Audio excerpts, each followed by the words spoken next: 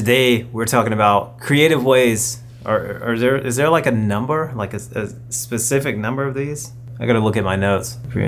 No, there's no specific number, so whatever number we land on is what we'll put at the end to make it seem like we knew it from the beginning. Today we're talking about creative ways to replace your 9-to-5 income as a hybrid shooter. Let's get into it.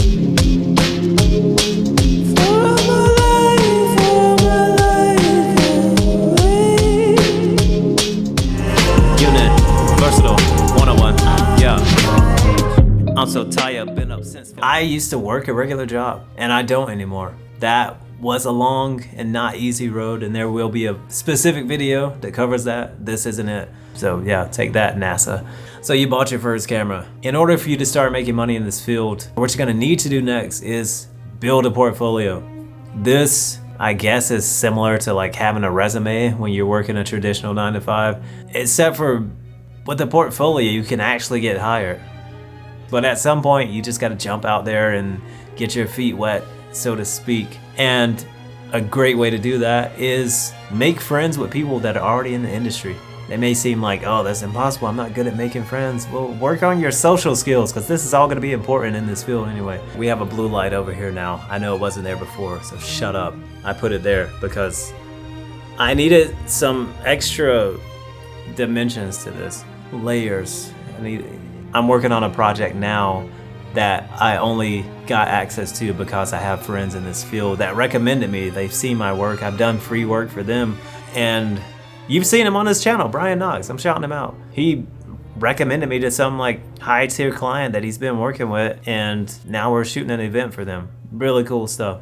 Wouldn't have happened if I wouldn't have been intentional and made friends with another creative that I saw killing it and liked what he was doing. So thanks, Brian. This is so fragmented, I hate it so much. So the first thing, make friends in this industry. The conversation could go something like this. Oh, lovely. Thank you for meeting me here. Oh, is this place Japanese? Just a little pillow on the floor. That's cool. Thank you for meeting me here. We have to do this quickly because my knees aren't what they used to be. Now, I'm just gonna level with you. I am new to this field and I really want to learn filmmaking, but nobody's really ever given me a chance. And I've seen your work, you've been killing it. You know, you've, like 10 different award-winning films. I just really want to kind of learn from you. And if you would let me just show up, second shoot for you sometimes, it doesn't have to be anything crazy. That way I can kind of learn the ropes. What do you think? So what you've been telling me, you're gonna sit here and try to drive a hard bargain. I'm like basically pleading for my life. Like, I have a family, bro. Sis, whatever, I'm sorry. But yeah, I mean, the downside is I don't really have a camera. I don't have a Sony camera. I don't have anything right now. But if maybe I could maybe use yours somewhere. Just to learn it, because like if I use it, then now I'm more likely to get one because I kind of know what to expect. Just like when I held the A6700 at Best Buy the other day, now I kind of want one, you know, something like that. Ultimately, I just want to be doing something. I want to start learning. And I think that you are one of my favorite filmmakers in this area. We already get along, like you live here, like we live in the same area. So it's like, it's almost a perfect scenario, to be honest. What do you think, though? I understand that you run a tight ship. I think it's kind of wild that you're just sitting here like in silence. Like it's almost disrespectful at this point. No, I still want to work with you, but just the fact that you're like treating me like we're not actually friends. Like you don't even have to, I'm not asking for money. I just want the experience. Yes, I'm willing to be paid in experience. Like if it proves to you how bad I want this, I will be paid in experience. Just give me a chance here. Cool. All right, that's what's up. I would shake your hand, but you know, you don't really have hands. So no offense. I'm not judging. It's like 2025, you can do what you want, you know? And I hope that we're close enough that I can say this, but I'm just gonna say what everybody else is thinking. It's giving red from Pokemon right now. Like Elite Four, level 100 Mewtwo and Charizard type deal. I'm here for it though, I'll just use Jared because that was my friend that got me into filmmaking and photography, and I literally did what I'm telling you to do through Jarrett. I also think it's worth mentioning that I didn't even have a camera at this point. He had cameras, he knew I didn't, and he still allowed me to come and learn. He let me use his gear, and he helped me a lot in my professional career as a filmmaker and photographer. Whether he knows it or not, he set me on a really awesome path just because he was being kind and, like, I guess extending courtesies to me that other people weren't. So truly thankful for that. And it just goes to show what can happen if you make friends in this industry.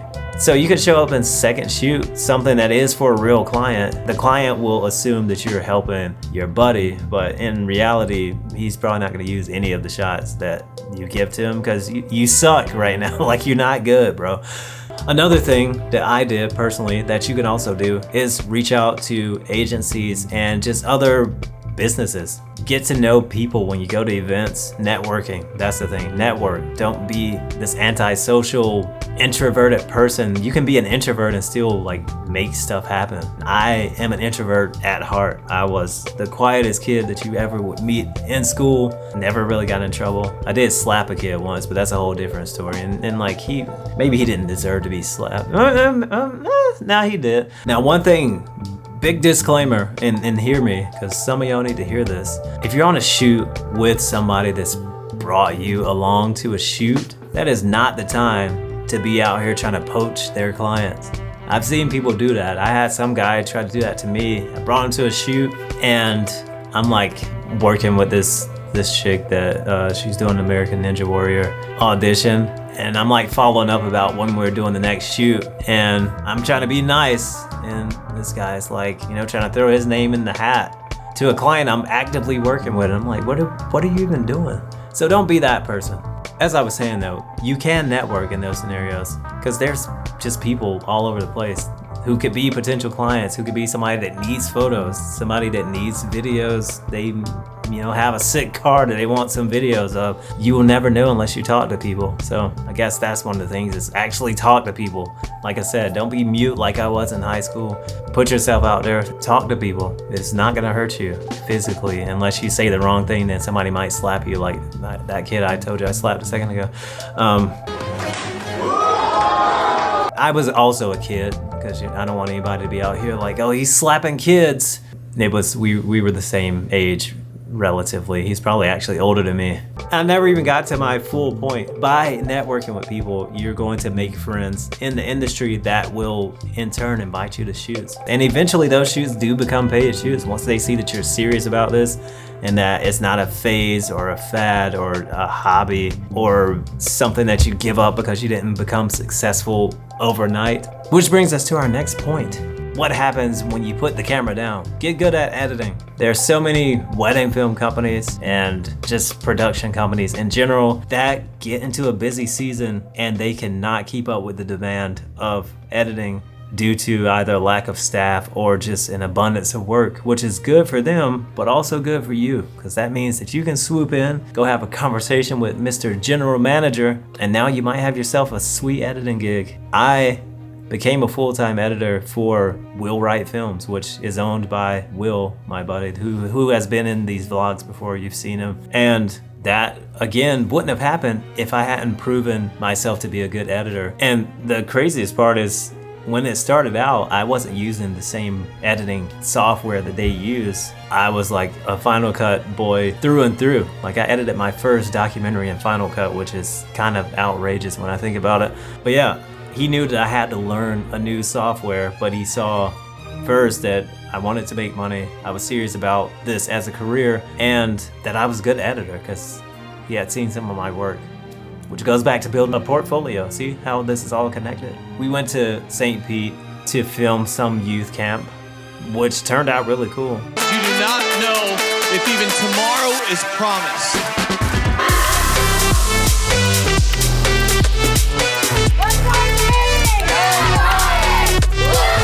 There was also like 10 weddings or so that they were behind on that they needed to edit. I had never edited a single wedding for them at a time. Less than 24 hours later, I'm handing them the hard drive back with a finished wedding film that needed basically no revisions.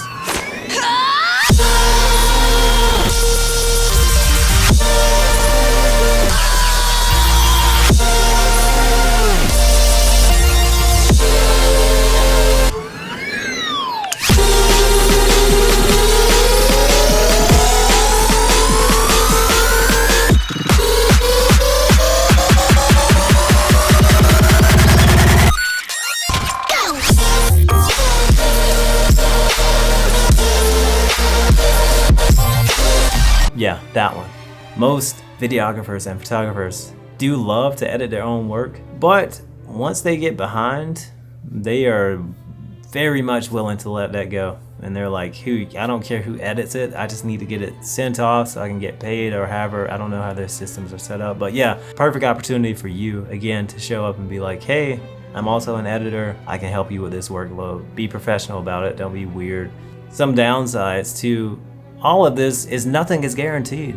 Now you can get really good at filmmaking, you can win an award and still not have people knocking on your door. It doesn't really work like that. So my only advice is to be consistent, be vigilant. Don't be afraid to ask for a job. You're not begging, you're marketing. You're doing the same thing that every other company does.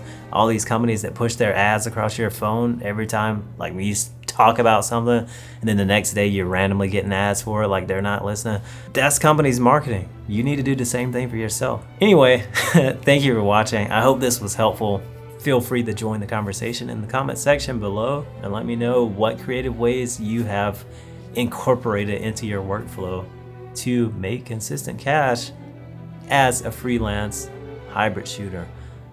And with that, we're gonna sign off. Thank you for being here. Do the YouTubey stuff if you would like. It doesn't really make a big difference to me at this point. Like, that's the craziest thing about YouTube. Like on Twitch, a sub is like a huge thing because you're spending your money. Here it's free and people still won't do it. They're like, you gotta like really impress somebody for them to hit the free subscribe button on this. So it's kind of crazy. But for all of you that have done that, I do really appreciate it. And for all of you that will in the future that are watching this later, thank you as well, I guess. You're here too, so. We out. I tell seeds if you really want to, if you really want to. You got to do like the cringe thing to leave the camera on YouTube. You can't just walk away like you do in person. Or like when you read a text and you're like, oh, that was funny, and then you just go on about your day. This doesn't work like that. You have to like give them a disconnect or they're gonna be upset. And then, you know, the John Wick he just came. Does John Wick slap people? What was that? There was some kung fu movie where I think it was it Donnie Yen? All I know is he was just slapping hoes, like just everything was just an open hand. Bah, just anyway. See, that's the stuff I gotta stop doing. Stay on track. Buying the camera is like the point of entry. If you don't have that, then what are you even watching this video for?